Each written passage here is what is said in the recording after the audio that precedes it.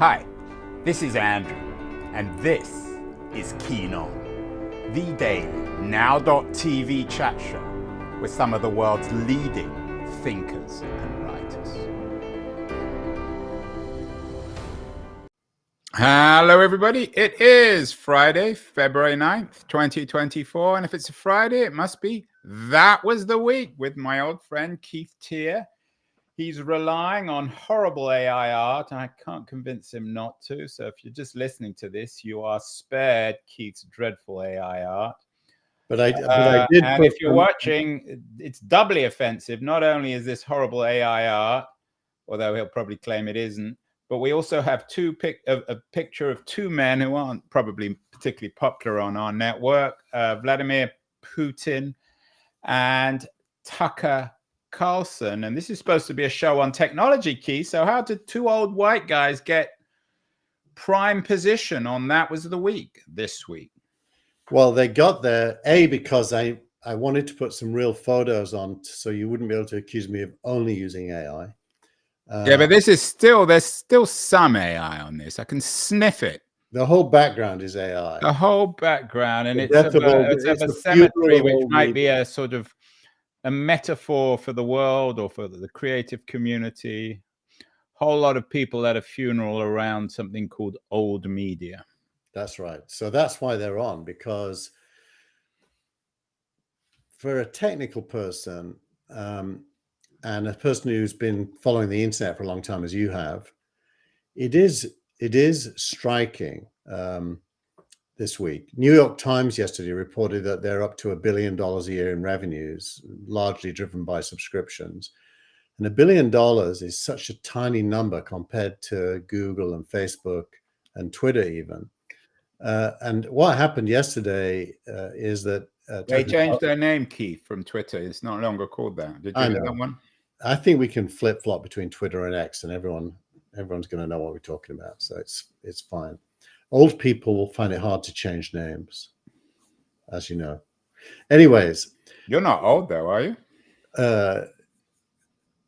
Open question. The viewers can decide. But, you know, what Tucker Carlson did yesterday has implications way beyond the interview he did with Putin.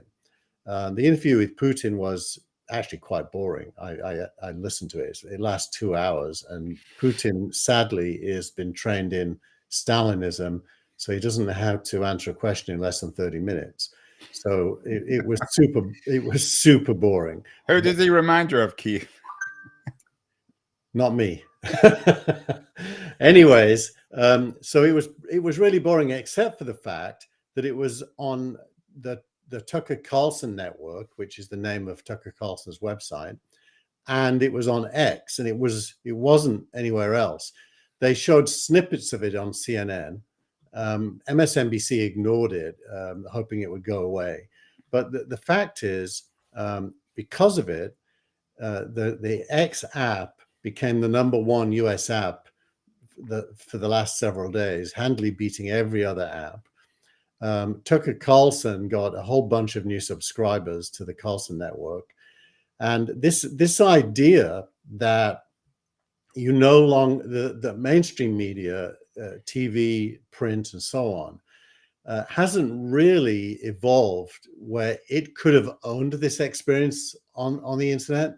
And so Tucker Carlson, who was, was he fired or did he leave Fox? I forget. I think he was, so to speak, pushed out. He was pushed out, and it looked like he was going to fade into irrelevance. Has turned it into a huge win. He's clearly an excellent marketer. He knows how to use. What's his business model then? Subscribers. Pure subscribers. So, and actually, you ran this. I forwarded you a piece by Ivan Saul, Casey Newton on the dying web, and I think this was your attempt to push back, suggest his piece, Casey Newton's piece. He's always a good writer. Scenes from a dying web, which you also include. So for you, this is evidence that the web is not dying. It's been, so to speak, reborn. Is that right? Well, you have to reinterpret the word web to more broadly mean the internet, because web for me, very specifically, it's an HTML page. But if you accept that the internet has evolved way beyond HTML pages ever since the iPhone, really, and we're now in this world of applications that sit on the internet, then far from dying, it's thriving. It's absolutely thriving. And you can argue that the enemy, if you like, that Casey Newton points out, which is AI, and he makes the point that AI using a new we'll come to that. But here's, no, I don't disagree with some of the things you're saying, but the headline for That Was the Week, the newsletter, which is an excellent one this week, is new media. I'm just not sure what's new about this new media. You have two very powerful white men. You have high quality video. I take your point that in the old days, this would have been broadcast on MSNBC or Fox or the BBC. And now Carlson can put it on his own network. But it's still a winner-take-all economy. There's only a tiny handful of journalists who can do this. There's only a tiny handful of journalists who Putin would agree to sit down with. There's only a tiny handful of authoritarian leaders that Carlson would be willing to interview. So why is this new media? It's like the old media, just in a different bottle. Well, yeah, my point isn't really about democratization. I agree with you that it's still audience capture is an elitist trade. I wouldn't use that word. I mean, it's a top-down trade. It's a top-down trade, and so Tucker Carlson has grabbed audience from old media using new tools, but it's still, a top-down. I agree with you on that. So I think the story isn't really about democratization. The story is about disruption. But what's even disruptive about it? I mean, he stuck his finger in the eye of Fox. Economically, it's disruptive to where advertisers used to have to go. Like I watched this morning a discussion with Verizon about advertising on CNBC, talking about the Super Bowl ads. And the Verizon CEO made the point that the Ericsson guy, right? Yeah, he made the point that, which was shocking to hear, that TV advertising doesn't work anymore and they need to do more digital. In 2024, these guys have been saying that for the last quarter century. So basically, there's a huge shift in audience and money. That's truly disruptive to people who've got massive investments in old infrastructure like satellite networks, cable networks. But from the audience point of view, the kind of person who signed up to Carlson, who got the X app out of the Apple Store, they're the kind of person who historically might have subscribed to Fox or MSNBC or one of the other networks. For them, the seamlessness of what we're calling the internet means that for them, there's no distinction between television and the internet anymore. It's the same thing. And in many ways, it has become the same thing. Well, technically, you're right. It was announced this week, for example, that Disney and Fox and somebody else are going to do a combined live sports streaming network. So that's evidence of what you just said. But what's different is they now have to compete with people they used to employ. And that's new. That is quite new. The Bill O'Reilly piece you sent me. Yeah, I sent you. I'm not sure how many of our viewers and listeners are familiar with Tang or Isaac Sewell's networks. Really good. Isaac's been on the show before. He had Bill O'Reilly on, and O'Reilly spoke quite intelligently, I think, and in a non-partisan way about these structural shifts. Yeah, and they're super real. And strategically, if you are at Fox or Disney or ESPN, live sports is probably the last bastion of old-fashioned audience, and now they're moving that to streaming.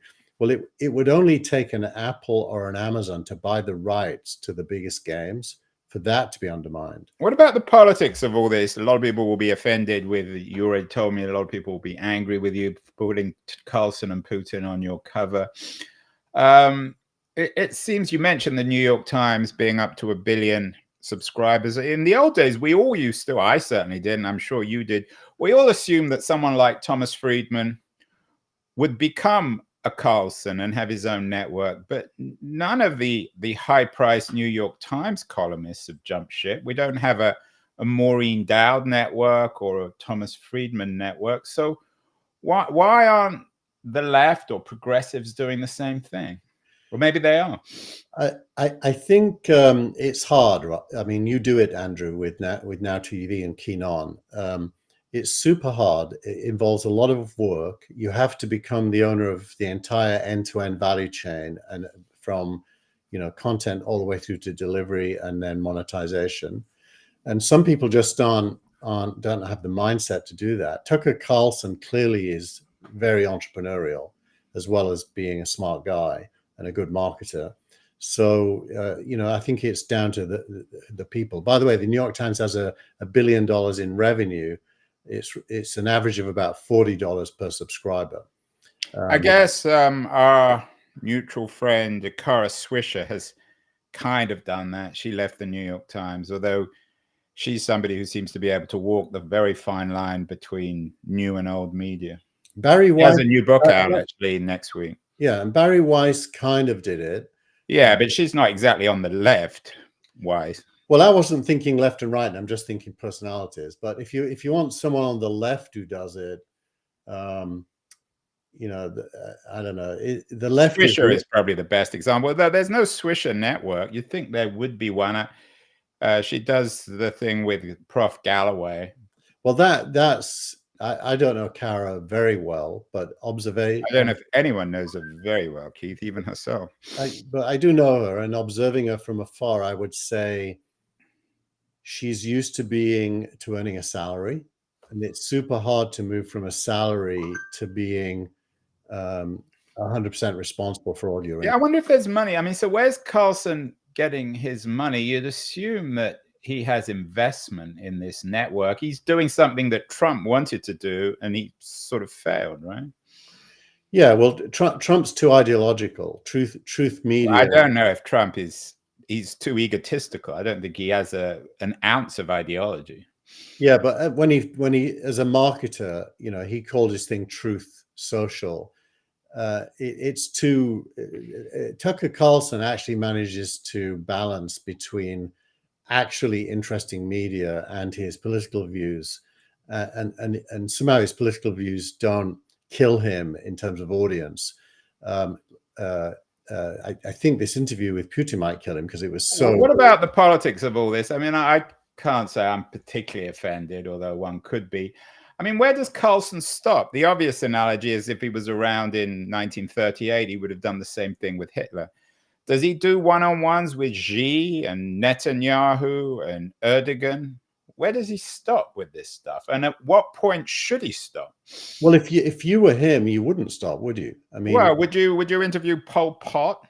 Would you interview mass murderers? I think the act of the interview isn't the point. It's what do you ask and say, and how do you do the interview? You can. How did he do with? I didn't watch it, I have to admit. Did he ask him any hard questions? He did. I mean, he was focused on Ukraine a lot, he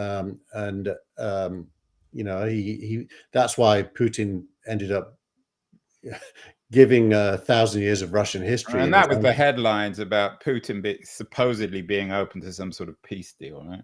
Well, Putin, and I think this might even be true, Putin on many occasions during the interview said that he was genuinely interested in Russia joining NATO with Clinton, that he was genuinely interested in all kinds of normalization of relations that US presidents, and he named them one after the other, rebuffed. And the CIA eventually corresponded with him saying they weren't interested. So he painted a picture of Russia as a victim of US intransigence, basically, and that's probably not 100% untrue. Let's go back, Keith, to the Casey Newton piece. You poo-pooed it to some extent, saying that the web isn't dying. It's an interesting piece it's basically about AI, suggesting that in the old days there was Google. He doesn't idealize Google, but at least they provided links. And in the AI age, everything's going to be built around AI. So we're not even going to have websites anymore. Leaving aside the Carlson news, is there any truth to this? Well, I actually think it's a good piece. The only real thing you can disagree with is the title. If it said "Scenes from a Dying Google," that would be kind of a bit more accurate. But well, he's not saying that because, of course, the other big piece of news is that Google is launching its Gemini Ultra. Yeah. Its most powerful LLM, which some people say is as good, if not better, than OpenAI. So I used it this morning, and it still has a long way to go to be as good as OpenAI. They're charging me $20 a month for it, and it's a 2-month free trial, which I signed up for. It only works in individual Google accounts, not in the business Google accounts. You have to be careful, Keith, what you say about Google, because otherwise I'm going to alert my wife and she will eliminate you. She will. I'm scared of her. But anyway, I mean, Google is making progress. That's clearly true. But Newton's point is, I think it's an important and a serious one, that everything is going to be built around AI. I saw a piece this week. I should have put it up. There was a story in the New Yorker about a guy called Matthew Brettler. Some of our viewers and listeners might have watched it. A guy actually I know in London whose son tragically died in London. And I saw some AI pieces that had come from it that was linked on the front 10 of Google. This is already happening. The AI platforms and Newton talks about Perplexity and Arc. They're already putting together content in ways that will undermine the very idea of a website.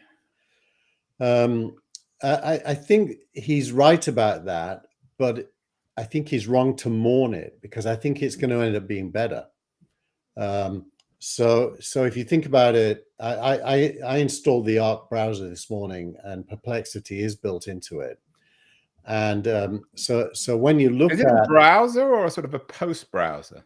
It is a browser. Here, I don't know if you're going to let me share this, but here's what it looks like. This is hold on, I'll let you share. This is me doing a search for myself. You probably have to put it on the screen because I can't. Okay. Well, I'm not sure how to do it. Hold on. But basically, it replaces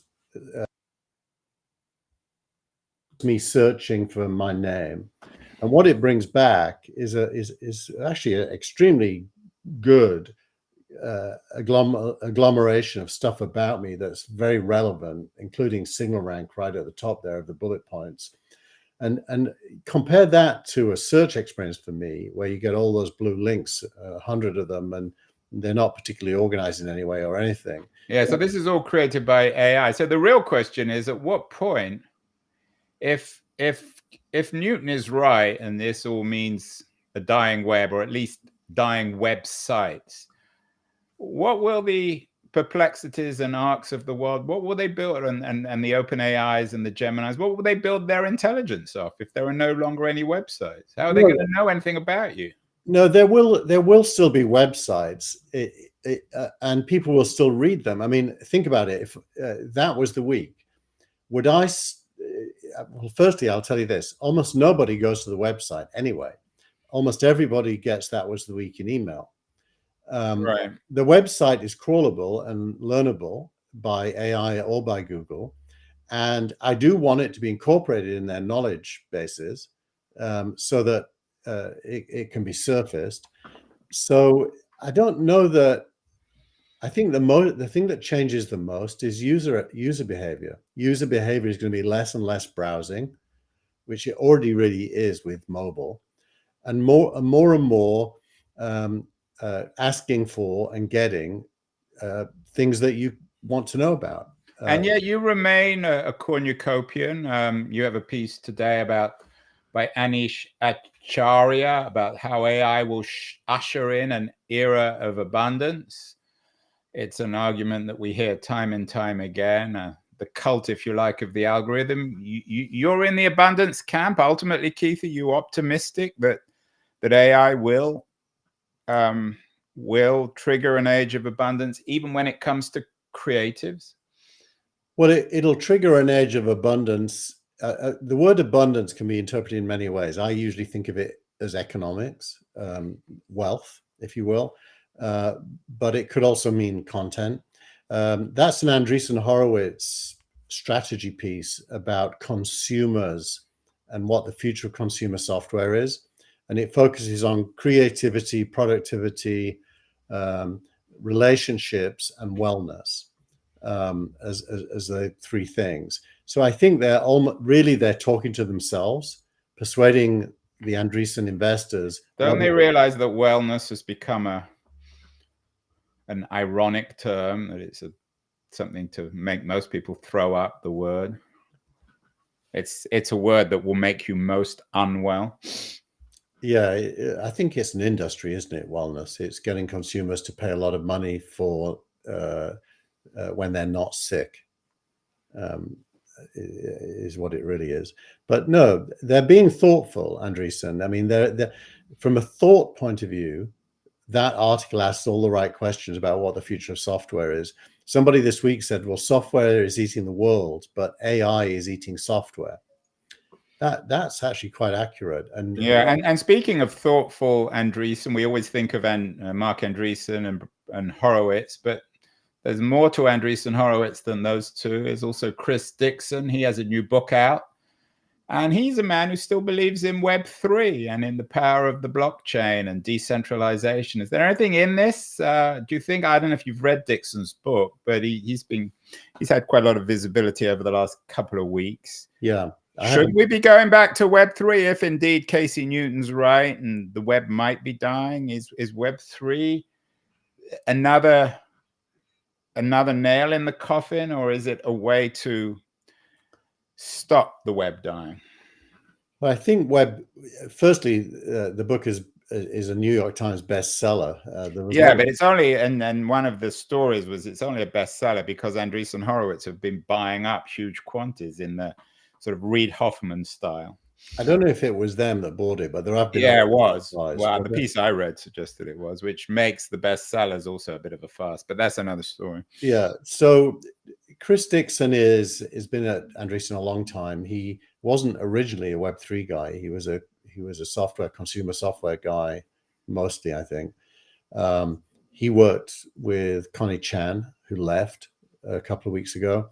And they're trying to reimagine and reinvent what they think the next period looks like. And they've been struggling. I mean, they've got a few things going on. American dynamism is one of their big overarching discussion points on narratives. Blockchain and Web3 is another. And AI is another. And I think a little bit like Fred Wilson at Union Square Ventures and his team, everyone got blindsided by the acceleration of AI and the deceleration of Web3. So this is an attempt to adjust, which I think may still be premature. I do think it's valid. I mean, I can't imagine that the centralized cloud infrastructure that we have today doesn't start to get repaired. Yeah, I don't agree. I mean, we've been hearing this ever since the internet started about democratization and decentralization, and all we get is Tucker Carlson and Putin dominating the news and dominating the internet, for better or worse. I just don't see any evidence that that's going to happen. And if anything, the dominance of these huge multi-trillion-dollar companies, the Googles, the Microsofts, the Amazons, and dominating the stock market, that's just the reality, for better or worse. Yeah, well, okay, let's focus there. I mean, I think Dixon is wrong to search for use cases, because I think insofar as Web3 and blockchain are going to end up being important, it's going to be as infrastructure.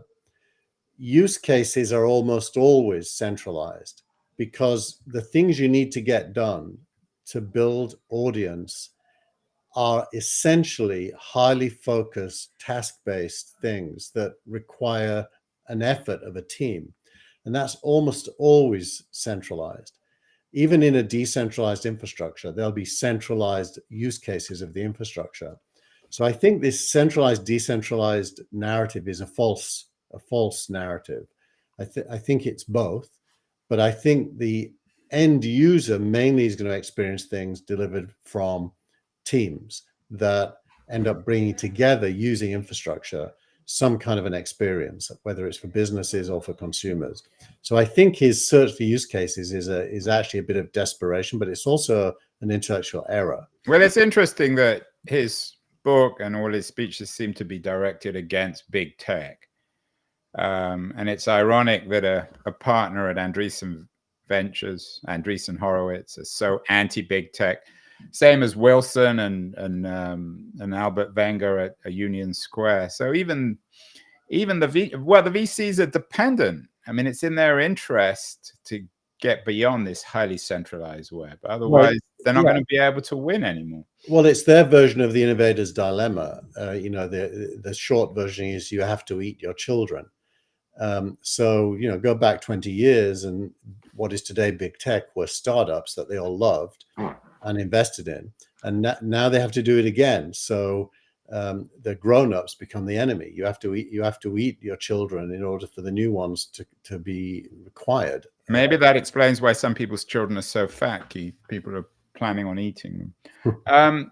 Speaking of the creative community, for better or worse, not all of us are Tucker Carlson or even Bill O'Reilly. And then, the promise of the internet is of a creative economy where everyone can rely on Patreon or Substack. But you have an interesting piece by Joan Westenberg, which again is realistic and saying most people, I mean, none of us can be Tucker Carlson, but most people can't even build a real living out of these platforms. Most people aren't even like Casey Newton, who seems to have done a good job as an independent journalist. So what does Westenberg say about this new ecosystem, and why doesn't it work, at least according to her? Well, she's talking about the numbers, the math of an audience becoming a subscriber base. And that transition from an audience to a subscriber base is a willingness to pay. Right. So you got two. So she has. So let's say you got 20,000 followers. Can you get to that 1,000 paying supporters on Patreon or Substack that would guarantee you about 50K of revenue a year? I don't think so. I think it's super hard for most people, but that isn't to do with the platforms. That's to do with whether you're sufficiently interesting for people to pay for what you do, or even whether that's your primary purpose. Like for me, I just did a survey asking people what they would pay for on That Was the Week, and about 35% said they'd pay for this video, but only about 2% bothered to vote. And so what that tells me is that 98% of That Was the Week subscribers are not interested in paying. And well, what are you going to say to all the people watching? What I would say is wake up and respond to Keith's. At least he's not charging you, so at least you can do is respond to his questions. Well, survey. I think it's asking a lot of anyone to give you their attention, and I have a very large open rate on the newsletter. It's about 60% in any given week opens and reads it. So I can't really complain about engagement, but payment's a totally different thing. And thank goodness for me, I have no interest in this becoming an income. To me, this is a chance for me to be relevant. And if I'm relevant, that involves training my brain to read and think and write. If I'm relevant, I'll make money in all kinds of ways. It seems like, Keith, the media industry is going exactly the same way as the tech industry. We've been talking about media and tech all day. Just as we have the top 7 making up, I don't know, whatever it is, 30 or 40% of not just the US, but the global economy. We've got multi-trillion-dollar companies dominating the age of AI, the late age of the internet. So we have men like Tucker Carlson, who can get away with selling their content online, have tens of thousands of subscribers and getting very rich. But that's it. Maybe Bill O'Reilly, Bill O'Reilly can't even do it. Thomas Friedman can't do it. Even Kara Swisher and Scott Galloway struggle. Yeah, so I think money is the wrong focus to understand the change, actually. There is money at the top, but the primary change is time.